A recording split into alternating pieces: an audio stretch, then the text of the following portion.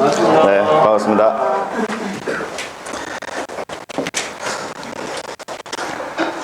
자, 우리 이제 지난 시간에 오리엔테이션을 아주 좀 길게 했었죠.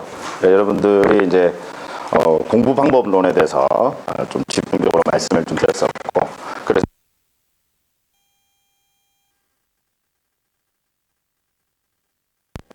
내용을 좀 이해를 하시고요. 그리고 이제 암기 필요한 부분들은 암기가 같이 이제 좀 수반이 돼야 된다라는 점 다시 한번 강조를 드립니다. 그냥 무턱대고 외우면 크게 의미 없어요. 금방 잊어버립니다. 그리고 들어갔다 바로 빠져나가 버려요. 그리고 약간만 바꿔버리면 못 맞춥니다. 그러니까 항상 그 원리와 체계를 좀 이해를 하시고 암기가 수반이 돼야 된다. 그 다음에 이제 미리 예고를 드린 대로 우리 기초 과정에서는요, 우리 이제 공시법, 지난 시간에 우리 또 공시법에 대해서 좀 말씀을 드렸었죠. 그래서 지적과 등기가 있는데, 특히 이제 지적 파트가 처음에 이제 시작을 하실 때는요, 오히려 이제 등기가 여러분들이 조금 더 익숙해요. 왜냐면 뭐 소유권 등기 뭐 이런 말 들어보셨고, 저당권 뭐 등기 이런 말 들어보셨으니까, 그런 것들이 조금 더 처음 시작하실 때는 오히려 더 편한데요. 익숙하니까. 그런데 지적은 이제 상당히 이제 생소한 용어들이 많이 나와요. 그 다음에 이제 우리가 알고 있는, 기존에 알고 있는 그 용어가 여러분들이 우리 일반 상식에서 쓰는 용어랑 법률 용어랑 좀 차이점이 있습니다. 그래서 그런 부분들, 그 다음에 이제 좀 생소한 용어들이 많이 나오니까, 지적은 이제 처음에 이제 그런 부분들만 조금 잡고 나면요, 아주 수월합니다. 그래서 다음 우리 1월부터 이제 기본 과정 들어가시면, 기본 과정에서 뭐 설명 들으시면 이제 거의 뭐 문제를 푸셔도 손색이 없을 만큼 등기에 비해서 상대적으로 양이 아주 적습니다. 지적은요, 효자 과목이죠. 그래서 오늘 이제 지적법을 이제 처음부터 끝까지를 체계, 이제 원리와 체계에 대해서 설명을 드립니다. 그래서 처음부터 끝까지를 오늘 다 살펴보도록 합니다.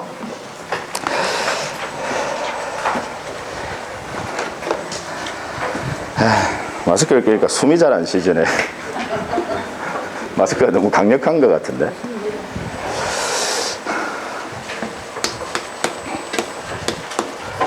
자, 이제 지적인데요. 제가 이제 정식 명칭 말씀드렸죠. 우리 법 명칭이요. 공간 정보의 구축 및 관리 등에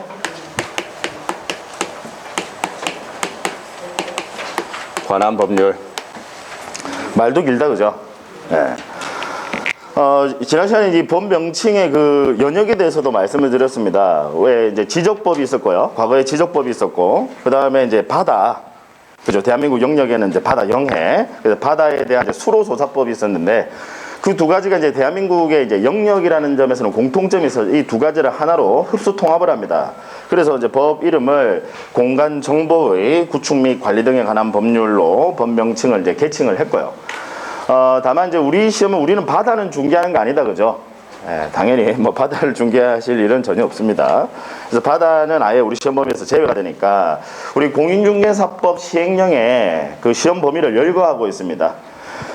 여러분 법 규정 중에 열거 규정이라는 게 있고 예시 규정이라는 게 있거든요. 그래서 규정을 보다 보면 뭐 등 이렇게 나오는 게 있어요. 가령 예를 들어서 우리 이제 민법 187조 법률의 규정에 의한 물권 변동. 그래서 상소, 뭐 판결, 경매, 공용 징수 등 기타 법률의 규정에 의한 물권 변동은 등기하지 않더라도 물권 변동의 효력이 발생한다. 뭐 이런 규정이 있습니다. 무슨 이야기인지 아시겠죠? 그럼 거기서 말하는 상속, 뭐 판결, 경매, 공용 징수 얘들은 예시일까요? 열거일까요? 예시예요. 기타 법률의 규정, 그러니까 등이잖아요. 그러면 그런 것들은 이제 예시다라는 거예요. 열거는 오로지 그것만 해당된다라는 겁니다. 아시겠죠? 그래서 우리 공인중개사법 시행령에서 이 열거하고 있습니다.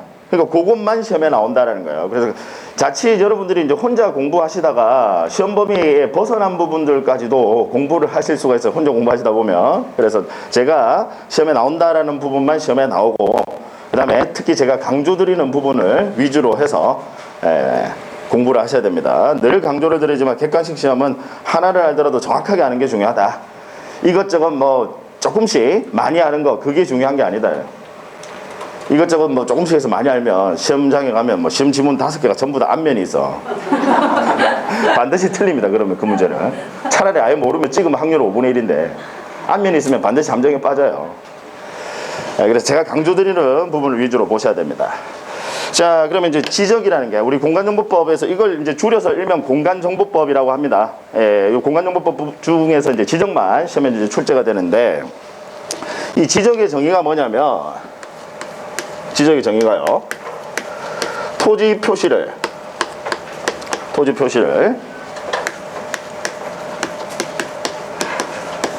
지적 공부라는, 이 지적 공부라는 공적 장부가 있습니다. 이 지적 공부에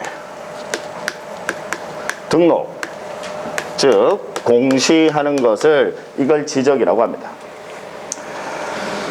그래서 이제 첫 번째 테마가요, 여러분들 첫 번째 테마가 이제 토지 표시가 나옵니다. 우리 지적이라는 게 토지 표시를 지적 공부에 등록하는 거니까 제일 첫 번째로 나오는 테마가 이제 토지 표시라는 테마가 나와요. 그 다음 이어서 그 아랍의 숫자 2번 돼 있죠. 이어서 나오는 게 이제 뭐냐면 지적 공부라는 테마입니다. 두 번째가 지적 공부. 그 다음 세 번째가요, 토지 표시를 이제 지적 공부에 등록하기 위해서 토지를 측정할 필요가 있어요. 그래서 세 번째 테마가 지적 측량이라는 테마가 나옵니다. 말 그대로 토지를 측정한다라는 거죠. 지적 측량. 그 다음, 자, 이제 이미 지적 공부에 등록이 돼 있는데 얘가 토지 표시가 중간에 바뀌는 일이 있겠죠. 중간에 바뀌어요. 그걸 토지 이동이라고 합니다.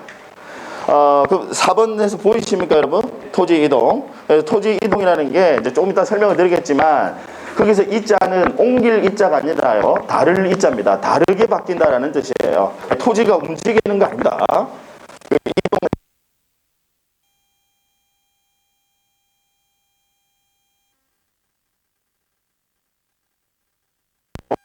구성이 되어 있습니다. 우리 지적은요. 이제 시험에서 중요도를 말씀을 드리면, 일단 첫 번째로 등장한 토지 표시 파트에서 우리 지적에서 12문항이 출제가 되거든요. 그래서 토지 표시 파트에서 보통 4문항에서요. 여기서 시험에 보통 한 4문항 정도가 출제가 돼요. 적게 나올 때는 3문항이 나올 때는 있는데 거의 대부분 한 4문제 정도가 여기서 출제가 됩니다. 토지 표시. 그 다음 이제 이어서 이제 지적 공부라는 파트인데요. 이 지적 공부 파트에서는 보통 시험에서 한 3문제 정도가 출제돼요. 12문제 중에서요. 여기서 한 3문제. 가끔씩 적게 나올 때는 2문제 나오는 경우도 있어요. 근데 거의 대부분 3문제 정도가 출제가 되고요. 그 다음 지적 측량이라는 파트에서는 보통 2문제에서 3문제 나와요. 우리 이제 측량 기술자를 뽑는 시험은 아니니까 지적 측량 파트가 사실 지적에 있어서는 아주 중요한 중추적인 역할을 하거든요. 근데 우리는 측량 기술자 뽑는 시험이 아니잖아요. 그래서 이 지적 측량 파트는 비교적 시험에서 출제 비중이 좀 낮습니다. 다른 테마에 비해서요. 그래서 보통 한 2문제에서 3문제. 그 다음 마지막으로 나오는 이제 토지 이동이라는 이 파트에서 시험에서요, 한 3문제에서 많게는 4문제가 출제가 됩니다. 그래서 이제 합쳐서 전체 12문제가 이제 구성이 돼요.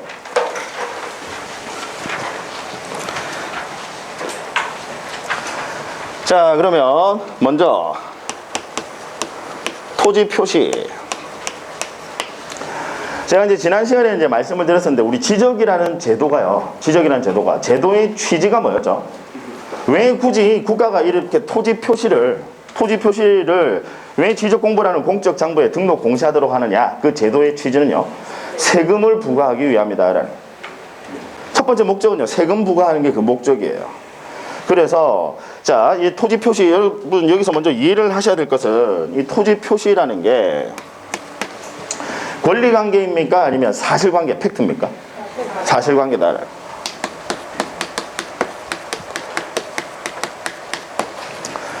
누누이 당부를 드리지만 작게라도 답을 좀 하시면서 자꾸 틀리시고 해야 돼요. 여러분 자전거 배울 때 자꾸 넘어지셔야, 그래야 빨리 배웁니다. 넘어지는 걸 두려워하지 않으셔야, 그래야 빨리 배워요. 넘어지는 거 두려워하시는 분들은 절대 못 배우시더라고요. 그래서 작게라도 좀 답을 하시고, 너무 크게는 답하지 마세요. 너무 크게 답을 하시고 또 틀리고 하면 서로 이제 입장이 조금 난처 하니까 너무 크게는 답하지 마시고. 자, 이제 제가 이 부분을 왜 미리 이제 말씀을 드리면서 강조를 하느냐면, 나중에 우리 또 지적하고 그 다음에 공시법에 또 하나가 뭐예요? 등기잖아요. 근데 등기는 권리관계를 공시하는 것을 그 목적으로 합니다. 근데 이 지적이라고 하는 것은 토지 표시라는 사실관계를 공시하는 것을 그 목적으로 하거든요. 자, 그러다 보니까 나중에 이제 지적 공부 곧 이어서 배우실 건데요. 우리 지적 공부에 등록되어 있는 내용과 등기부에 등록되어 있는 내용이 다를 수가 있어요. 왜냐하면 지적 공부는 어디에서 관리 운영을 하느냐면 행정부에서 관리 운영한다. 우리 남구청 그 행정부에서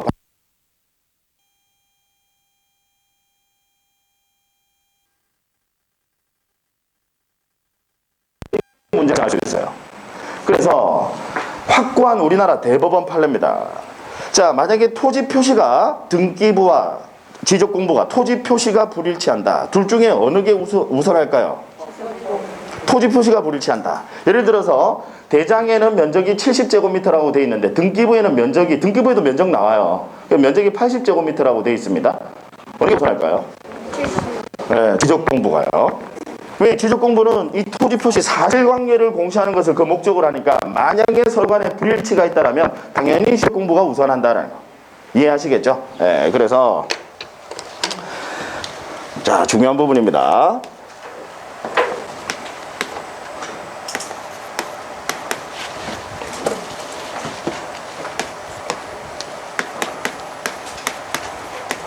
우리 토지 표시에 있어서는요,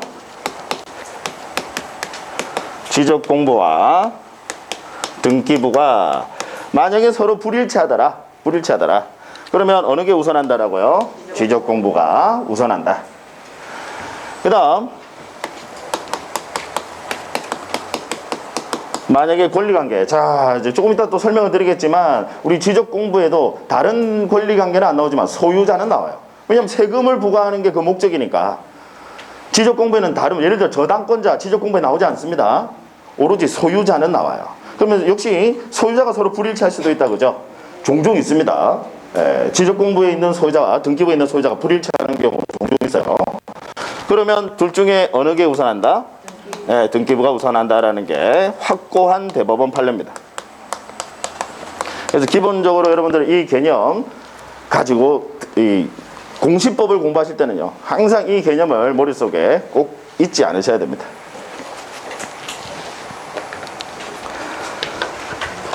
자, 그럼 이제 토지 표시 중에서 첫 번째로 등장을 하는 게 소재입니다. 소재. 자, 소재는요, 토지 표시 맞아요. 소재는 토지 표시 맞습니다. 다만 여기를 예를 들어서 뭐 울산광역시 남구 신정동으로 할 것이냐, 아니면 뭐 달동으로 할 것이냐, 그건 우리 공간정보법, 즉 지적법의 규율 대상이 아닙니다. 즉 행정구역을 소재를 여기를 어디로 할 것이냐는 국회에서 법률로 따로 정합니다. 국회에서요. 법률로 그건 따로 정해요. 왜냐하면 여러분 생각해 보세요. 행정구역을 어디로 이렇게 딱딱 구역을 할 것이냐에 따라서 국회의원 그 선거구가 달라지거든요. 쉽게 이야기해서 국회의원 밥그릇이란 말이에요. 그래서 그건 법률로 따로 정합니다. 그래서 소재는 토지 표시 중에 하나다라는 것은 반드시 알아두셔야 되지만 이 소재와 관련된 자세한 내용은 당연히 우리 시험의 출제 범위가 아닙니다. 아시겠죠? 그럼 소재는 뭘 말하느냐 하면 소재는 행정구역을 의미합니다. 행정구역. 좀 더 구체적으로 이야기하면 법정동, 가령 예를 들어서 울산광역시 남구 신정동까지가 소재입니다. 그 다음 역시 뭐 울산광역시 남구 뭐 삼산동까지가 소재입니다. 아시겠죠? 네, 동. 그 다음 또는 리, 가령 뭐 울산광역시 뭐 울주군 뭐 울주 무슨 리 있잖아요. 아시겠죠? 네, 그까지가 소재다라는 거. 소재 의미는 아시겠죠? 네. 그래서 소재가 토지 표시 중에 하나라는 것만 알아두시고 그와 관련된 뭐 여기를 뭐 왜 여기를 신정동으로 하고 달동으로 하지 않느냐 이런 것들은 당연히 시험 범위 아닙니다. 네. 자, 그 다음 이제 이어서 소재 다음에 지번이 나옵니다. 지번. 국가가 역시 세금을 부과하기 위해서요, 효율적으로 관리하려면 번호를 붙이면 우리 왜 학생들도 학교 다니실 때 번호 붙이잖아요. 학사 행정을 효율적으로 관리하려고 번호를 붙입니다. 그래서 토지마다 이렇게 번호를 붙여뒀어요. 그래서 이걸 이제 정의를 내려보면 필지마다. 우리 토지를 헤아리는 수량 단위를 필지라고 합니다. 네, 토지를 헤아리는 수량 단위를 필지라고 해요. 건물을 헤아리는 수량 단위를 뭐라고 할까요? 참고로 그건 뭐 우리 시험에 나오는 건 아니지만 건물을 헤아리는 수량 단위. 건물은 여러분 뭐 한 개, 두 개 이렇게 하세요? 네, 동. 그래서 건물을 헤아리는 수량 단위를 동이라고 합니다. 아파트만 동 아니에요. 네, 건물을 헤아리는 수량 단위는 동이라고 하고요. 그다음 토지를 헤아리는 수량 단위를 필지라고 합니다. 자, 그래서 집어는 필지마다 부여한 번호, 다시 이야기하면 숫자. 그것도 특히 여기서 말하는 숫자는 아라비아 숫자. 아라비아 숫자 뭔지 아시죠? 네. 나중에 혹시 여러분 이제 자격증 취득하시고 이제 중개업 나가셔가지고 집원 이제 계약서에다가 집원하고 적어야 될 거 아니에요. 집원 적으실 때 나 한글을 너무 사랑해 라고 하면서 그렇게 적으시는 분 계세요. 특히 우리 좀 예전부터 오래전부터 이제 업을 하신 분들 집원을 할 때 뭐 그를 1974 이런 한글로 이렇게 그렇게 하시면 안 돼요. 법에서 반드시 아라비아 숫자로 이렇게 기록하도록 합니다. 자, 그럼 이제 이 집원을 부여하는 나름 이제 왜 우리 학교 다닐 때도 학생들 번호 부여하는데 뭔가 원칙이 있으면 더 편리하잖아요.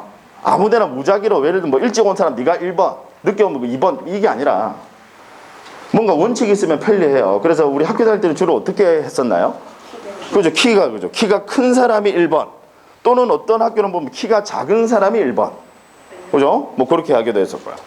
그 다음에 또 뭐 생년월일 또 빠른 사람이 뭐 1번 뭐 이런 식으로 뭔가 기준이 있으면 그 번호를 부여한 게 훨씬 더 의미가 있겠죠.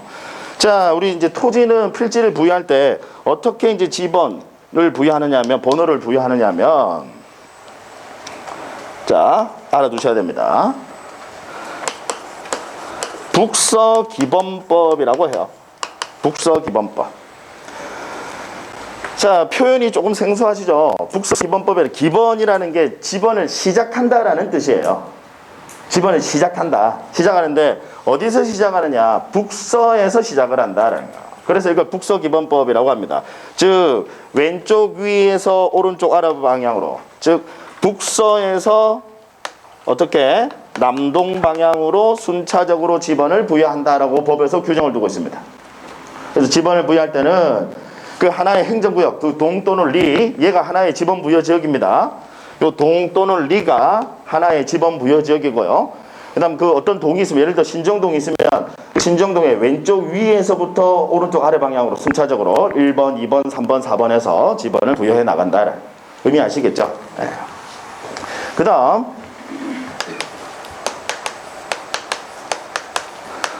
자, 본번 부여 원칙입니다. 즉 되도록이면 본번으로 지번을 부여하고자 합니다. 되도록이면요. 본번으로 지번을 부여한다. 그럼 이제 또 본번이란 말이 뭐냐? 자, 예를 들어서 지번이 124의 1. 자, 우리 이거 읽을 때 중간에 읽을 때 뭐라고 읽으세요? 보통 다시라고 많이 읽으시잖아요. 그런 것들이 또 시험에 지문으로 출제가 돼요. 다시라고 읽으시면 안 돼. 네, 그럼 공부 다시 하셔야 돼요. 네, 읽을 때 어떻게 읽느냐면 법에서 의라고 읽는다라고 이렇게 규정을 두고 있습니다. 그래서 지번을 읽으실 때는 124의 1 이렇게 아시겠죠? 네. 그 다음 중간에 있는 이 가지번호를 기준으로 해서 이 왼쪽에 있는 이 수를 우리는 뭐라고 하느냐면 본번이라고 합니다. 본번. 네. 그 다음 오른쪽에 있는 그 가지번호를 기준으로 해서 오른쪽에 있는 이 수를요 우리는 부번이라고 합니다. 그래서 본번과 부번. 다만 최초로 지번을 부여할 때는 되도록이면 아예 본번으로 부여하는 것을 원칙으로 한다. 그래서 1번, 2번, 3번, 4번, 5번, 6번 이렇게 아시겠죠? 네. 그래서 본번 부여가 원칙이고 이제 본번의 의미는 아시리라고 봅니다. 자, 그 다음 어떤 토지가 보면 개발되지 않은 토지가 있어요. 개발되지 않은 토지. 그래서 미개발 토지요. 지번을 부여하실 때 우리 미개발 토지. 미개발 토지는 법에서 뭐라고 규정을 두고 있느냐면 지번을 부여할 때 아라비아 숫자 앞에 산자를 붙인다라고 되어 있습니다. 그래서 개발되지 않은 토지는 미개발 토지는요. 지번을 부여할 때 아라비아 숫자 앞에 산자 즉 가령 예를 들어서 산 48 이렇게 아라비아 숫자 앞에 산자를 붙인다. 이런 것들을 시험에 내요. 그래서 뭐 시험에서 아라비아 숫자 뒤에 산자를 붙인다 이렇게 나오기도 하고요. 뭐 아라비아 숫자 앞에 임자를 붙인다.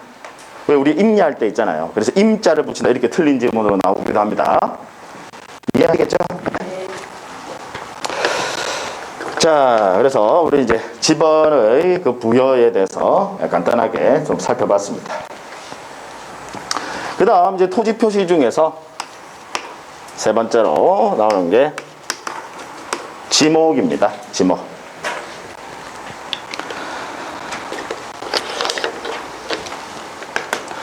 자, 우리 지목의 정의. 지목이라 하면 토지의 정확하게는 주된 이용 용도에 따른 분류, 이걸 지목이라고 합니다. 자, 여기서 여러분들이 주의하셔야 될 것은 우리 지목이라 하면 토지의 일단 이용 용도에 따른 분류다. 그래서 제가 지난 시간에도 여러분들에게 이제 물어봤었는데, 여러분 우리 근처에 가면 산 있잖아요. 산. 예. 산은 지목이 뭘까요? 예, 제가 이제 그렇게 물어보면 대부분의 분들이 이제 임야라고 하시는데 정확한 답은 아니다라는 거죠. 왜냐하면 생긴 모양 가지고 지목을 분류하는 게 아니라 가령 산이 그냥 개발되지 않고 방치가 돼서 보통 일반적인 산은 그냥 개발되지 않고 그냥 방치돼 있죠. 그럼 미개발 토지니까 지목은 임야예요. 그래서 대부분의 산은 지목이 임야입니다. 다만 산에다가요 과수류를 집단적으로 재배합니다. 산에다가요. 그럼 지목이 뭐가 되냐면 과수원이 되는 거예요. 무슨 이야기인지 아시겠죠? 예를 들어 뭐 산에다가 물을 상시적으로 이용하지 않고 식물을 주로 재배를 합니다. 반동사 한다 이 말이거든요. 그럼 지목이 뭐? 전이다 이 말이에요. 이해하시겠죠? 예, 그래서 지목이라 하면 일단 이용 용도에 따른 분류이지 주의하실 것은 형상에 따른 분류가 아니다라는 거. 그 부분. 생긴 모양 가지고 구별하는 거 아니다.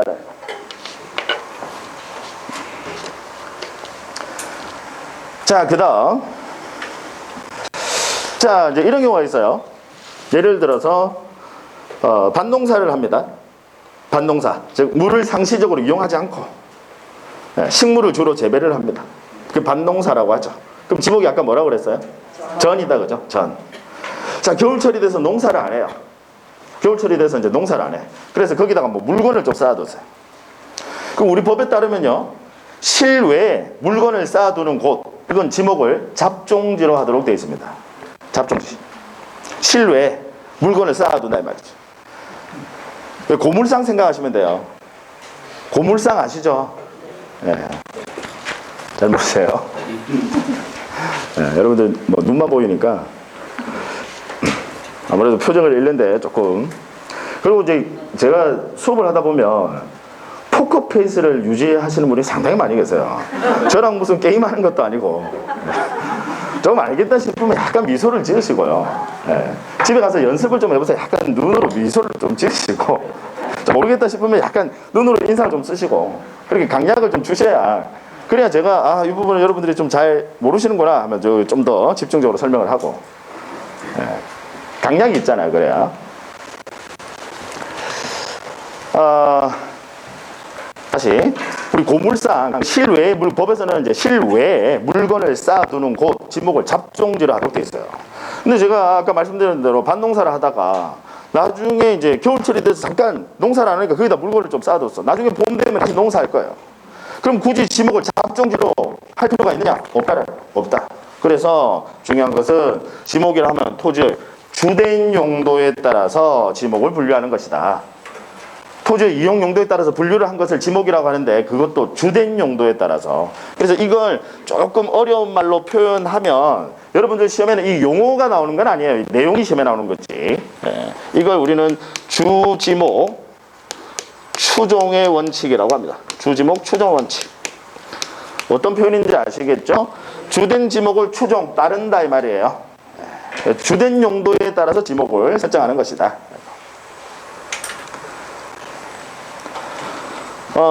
현재 우리나라에서는요, 이 지목을 총 28가지로 분류를 하고 있는데, 이에 관한 자세한 내용은 우리 다음 과정, 그죠? 1월에 기본 과정에서 여러분들과 같이 자세하게 살펴볼 겁니다. 보통 시험에서요, 이 지목 파트에서 무조건 한 문제는 나와요.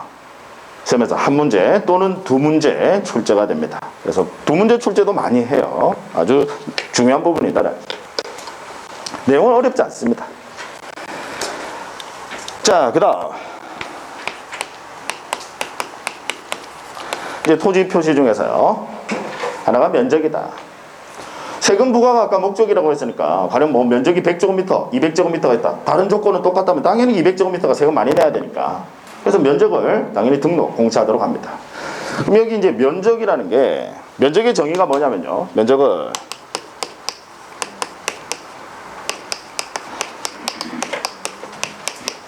면적이라 하면 어떤 토지의 수평면상의 넓이를 말하는 겁니다. 수평면상의 넓이. 즉 경사면은 고려되지 않는다라는 거죠. 수평면상의 넓이다. 자, 제가 한번 물어볼게요. 자, 얘가 1번.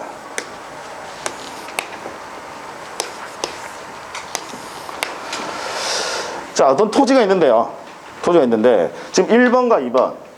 가령 경계는 똑같다는 전제하에서요. 토지의 경계는 똑같아요. 근데 하나는 산이에요.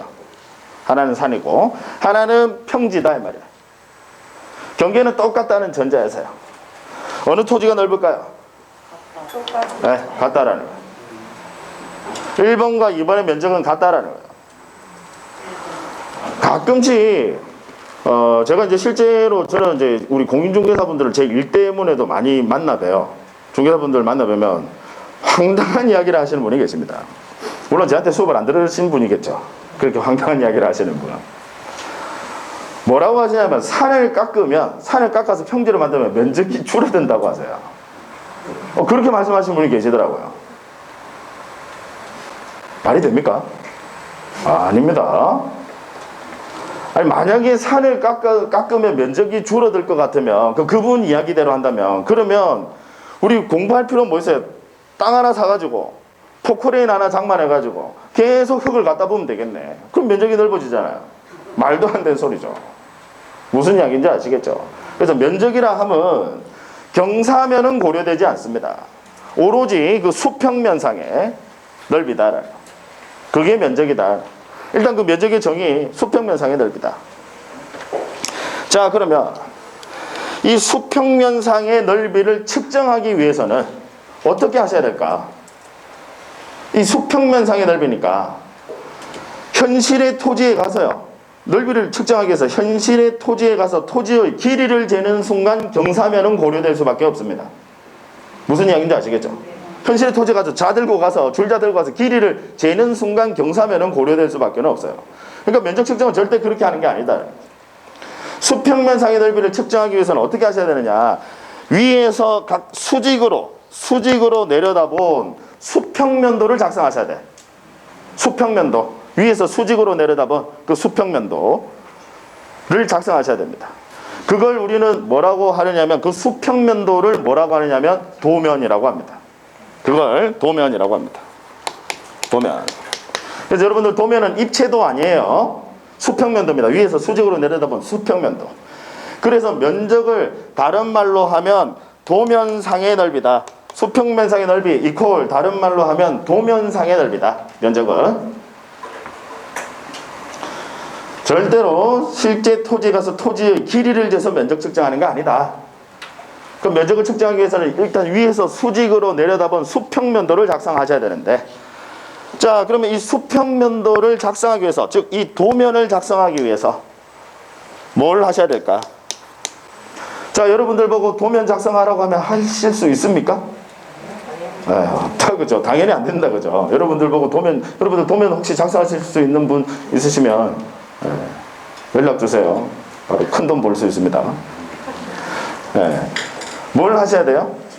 측량. 그래서 지적 측량이란 걸 실시를 합니다. 지적 측량이란 걸 실시를 해서요, 도면이란 걸 작성을 합니다. 도면을 작성하고, 그럼 이 도면 가지고 넓이를 측정하는 거예요. 이해하시겠죠? 네. 자, 그러면 자, 여기서 이제 이 면적 파트가 조금 개념이 어려워요. 상대적으로. 예를 들어서 어떤 필지가 있어요. 어떤 필지가 있어서 위에서 수직으로, 이 지적 측량을 실시해서 위에서 수직으로 내려다보면 그 도면, 수평면도를 하나 작성을 했어. 그러면 도면상에서는요, 한 필지는 반드시 하나의 다각형으로 나옵니다. 도면상에서는 한 필지는 반드시 다각형으로 나와요. 반드시요. 반드시. 그럼 이제 이렇게 이제 이해 잘 못하시는 분이 계실 거예요. 내가 아는 토지는 이 토지 경계가 이렇게 곡선이던데, 토지 경계가 이렇게 곡선이던데 하시는 분은 뭐냐면 경계점 간의 거리가 짧은 겁니다. 경계점 간의 거리가 짧으면 이 경계점 간의 자, 여기 이 꺾이는 굴곡점을 뭐라고 하냐면, 이 꺾이는 점 있죠? 네, 이 굴곡점을 뭐라고 하냐면 이걸 경계점이라고 합니다. 경계점. 용어 알아두시자고요. 이 꺾이는 굴곡점을 경계점이라고 합니다. 이 경계점 간의 거리가 짧으면요, 우리 눈에 볼 때 곡선으로 보입니다. 무슨 이야기인지 아시겠죠? 네. 그래서 어쨌든 한 필지는 무조건 도면상에서는 다각형으로 나온다. 도면상에서는 다각형. 그럼 우리 다각형의 넓이 초등학교 때 어떻게 하는지 공부하셨거든요. 이거 어떻게 계산해? 물론 이거 면적 계산하는 방법은 우리 시험에 출제하는 거 아닙니다. 우리 측량 기술자 뽑는 시험은 아니라서요. 다만 이걸 하는 그 요령에 대해서 이해는 하셔야 돼요. 원리는 아셔야 됩니다.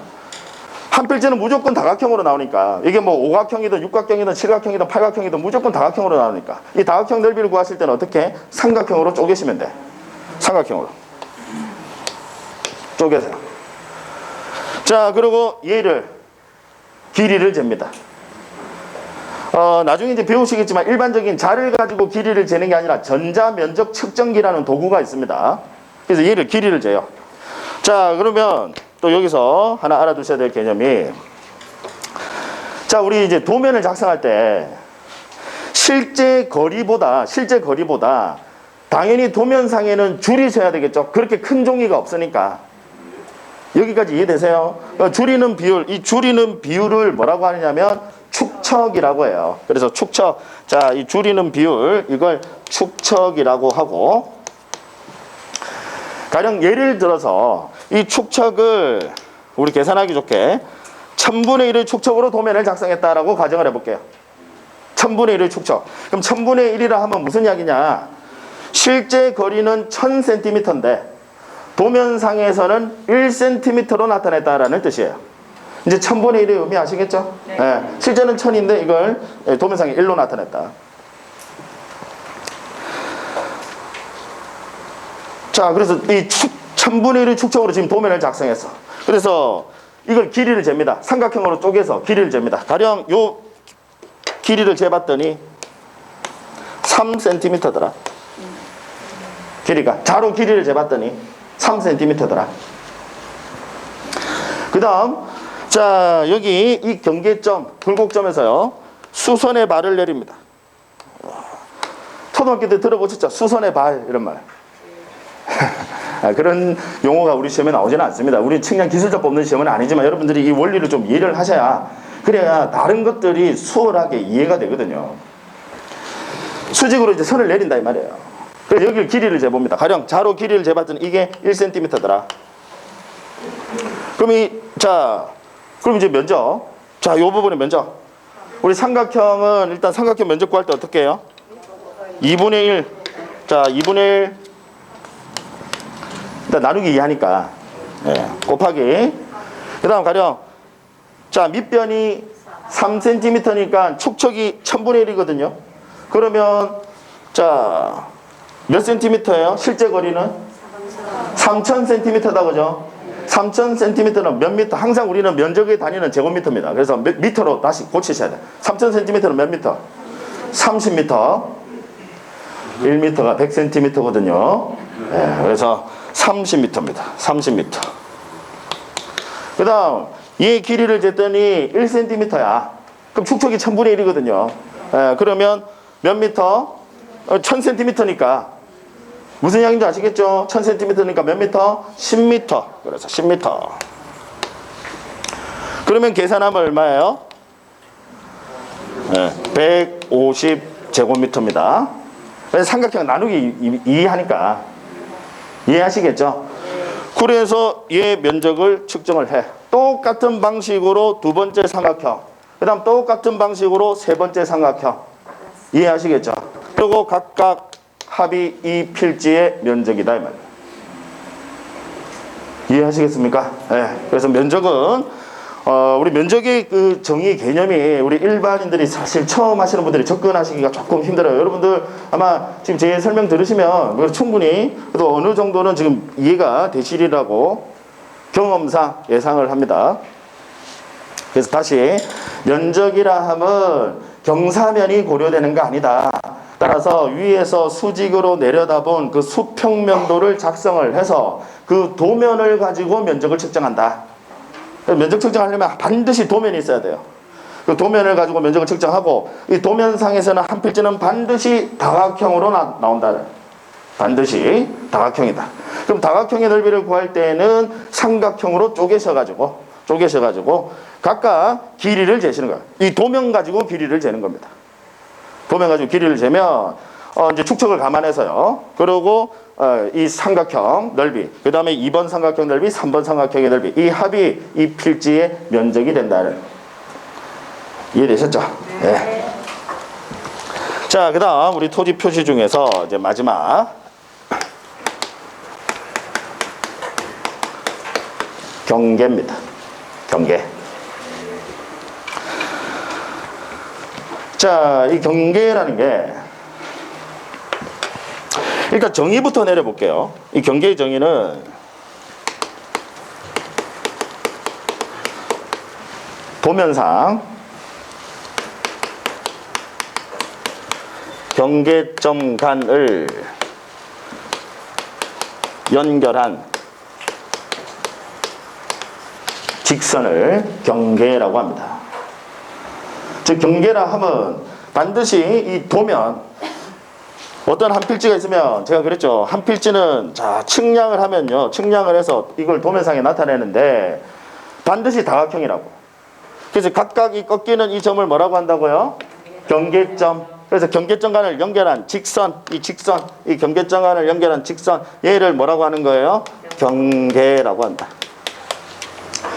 그래서 경계는 현실의 경계를 의미하는 것이 아니라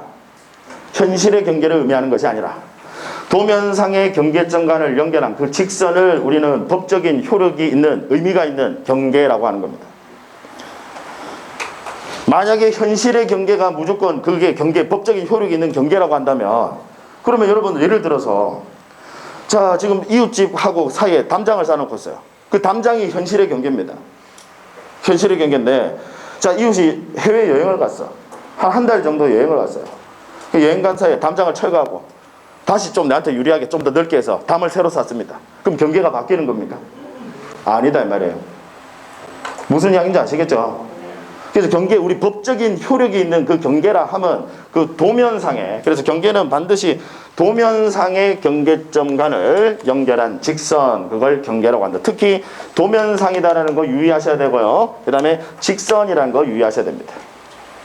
우리 눈에 곡선으로 보이는 이유는 경계점 간의 거리가 짧으면 곡선으로 보여요.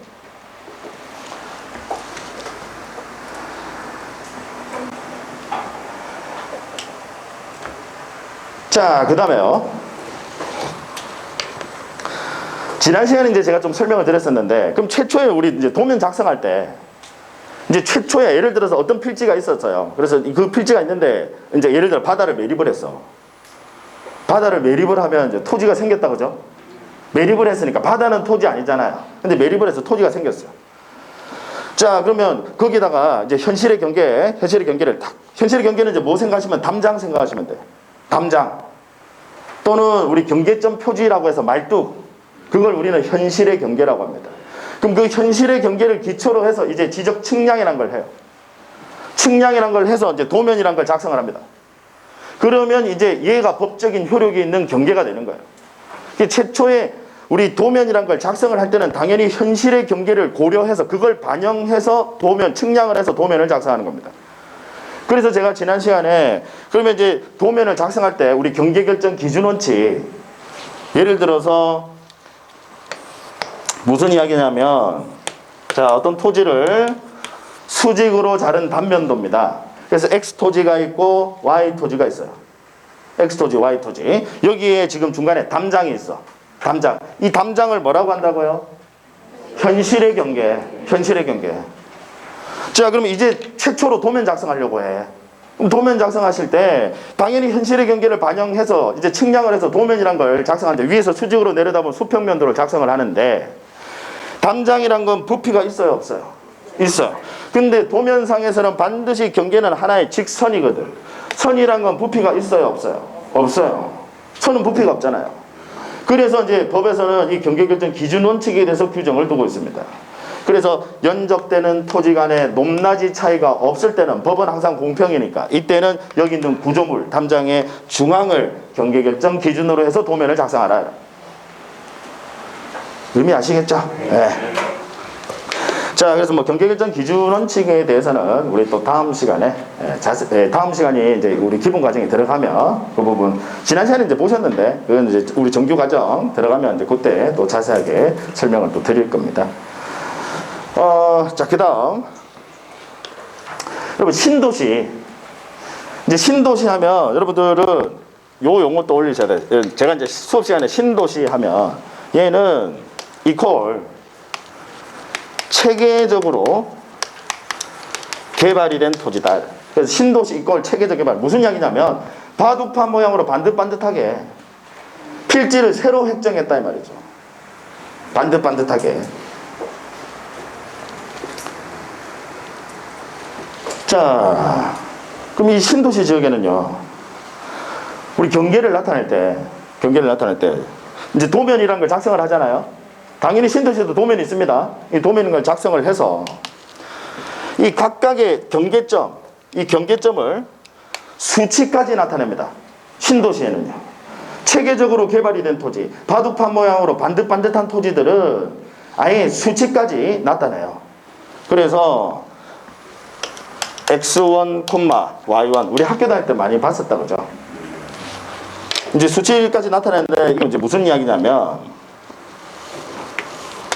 가상의 수직선 위에다 올려놓습니다. 어떤 필지가 있으면 가상의 수직선 위에 올려놔요. 그리고 얘가 원점. 참고로 여러분들 시험 범위에 들어가지는 않지만요, 우리 대한민국의 원점이, 대한민국 원점은 딱 하나입니다. 거기서부터 시작을 해요. 그 원점이 어디 있는 줄 아세요? 경기도 수원시에 가면 한국국토정보지리원이라는 데가 있어요. 거기가 대한민국의 원점입니다. 그 안에 원점 딱 표석이 있어요. 무슨 이야기인지 아시겠죠? 그건 시험 범위 아니에요. 또 그래서 경기도 수원시 적어서 또 외우고 그러실 필요 전혀 없습니다. 절대 시험에 안 나와요. 그건 아예 시험 범위가 아니니까. 그 의미를 아셔야 돼요. 이 원점에서부터 가상의 얘를 수직선 위에 올려놔. 그리고 얘가 X축, 우리 학교 다닐 때 많이 보셨다 그죠? 얘가 세로축 Y축. 그래서 각각의 X1, Y1. 얘는 뭐 X2, Y2. 이제 영어 발음이 좀 더 힘들어서 생략을 합니다. 아시겠죠? 뭔지. 예. 자, 그러면 여기서 제가 이제 여러분들 질문. 제가 아까 면적을 측정할 때는 측량을 해서 도면이라는 걸 작성한다고 그랬죠? 면적 측정할 때. 도면이라는 걸 작성하는데, 도면 작성할 때는 한 필지는 무조건 도면상에서 다각형으로 나오니까 삼각형으로 쪼개서 일일이 길이 잰다라고 했죠? 그죠? 다만 일반적인 자를 가지고 길이를 재는 게 아니라 전자면적 측정기라는 도구를 이용해요. 그래서 그걸 전자면적 측정기법이라고 합니다. 자, 근데 신도시에 있는 토지들, 우리 학교 다닐 때 공부했었죠. 좌표가 다 있어. 각 점에 좌표가 있어. 삼각형으로 쪼개갈 필요 있어요, 없어요? 좌표만 알면 이 도형의 한 필지는 반드시 도면상에는 하나의 도형으로 나오거든. 다각형. 좌표만 알면, 각각의 좌표만 알면 면적 계산할 수 있어. 지금은 못하지만 이거는 이제 보통 중학교나 고등학교도 가야 하는 거잖아요. 예. 있어요. 여기 예를 들어 x2, y2에서 각각의 좌표만 있으면 우리 뭐 이거 계산하는 거 시험에 나오는 거 아니니까 좌표만 있으면 굳이 삼각형으로 쪼갤 필요 있다 없다? 없다. 그래서 얘는 좌표 가지고 바로 면적을 측정합니다. 그래서 이걸 좌표 면적 계산법이라고 해요. 그래서 면적의 측정 방법은 딱 두 가지입니다. 신도시 지역은 어떻게? 좌표 면적 계산법. 좌표 면적 계산법. 그다음 그 외에 나머지 지역은 어떻게? 전자 면적 측정 기법. 뭐 나중에 이제 자세하게 배우실 건데 제가 말을 적으면 전자 면적 측정 기법. 이게 일반적이다 이거. 전자 면적 측정 기법. 그다음 신도시는 이제 좌표가 있으니까 좌표 면적 계산법이라고 합니다. 그래서 면적의 측정 방법 두 가지예요. 둘 중에 하나입니다. 그래서 대부분의 지역들은 전부 다 전자 면적 측정 기법. 그다음 신도시 좌표가 있어. 얘는 좌표 면적 계산법. 이해를 하셨나요? 네. 자, 그래서 우리 좌표라고 하는 것은요, 별개의 토지 표시를 말하는 게 아니라, 좌표는 별개의 토지 표시를 말하는 게 아니라 이렇게 체계적으로 개발이 된 토지들 경계점을 수치로 나타냅니다. 그 수치를 뭐라고 해요? 좌표라고 합니다. 좌표는 별개의 토지 표시 말하는 거 아니에요. 네. 되셨나요? 그래서 말씀드린 대로 소재는 시험 범위 아니에요. 다만 소재는 토지 표시이다 아니다? 소지 표시이다 아니다? 이다. 토지 표시는 맞아요. 맞는데 다만 소재를 여기를 뭐 신정동으로 할 것이냐 뭐 달동으로 할 것이냐 이건 우리 공간정보법의 규율 대상이 아니라고. 그래서 얘는 소재는 시험에 안 나와요. 토지 표시다라는 것만 알아두시면 돼. 그래서 보통 지번에서 한 문제를 출제를 해요. 지번에서 한 문제. 그 다음 지목에서 한 문제 또는 두 문제를 출제를 해요. 그 다음 보통 면적에서 한 문제, 경계에서 한 문제. 그래서 보통 한 네 문제 정도가 여기서 시험에 출제를 합니다. 아시겠죠? 네. 자, 잠깐 쉬었다가 이어서 지적 공부 또 보도록 합니다.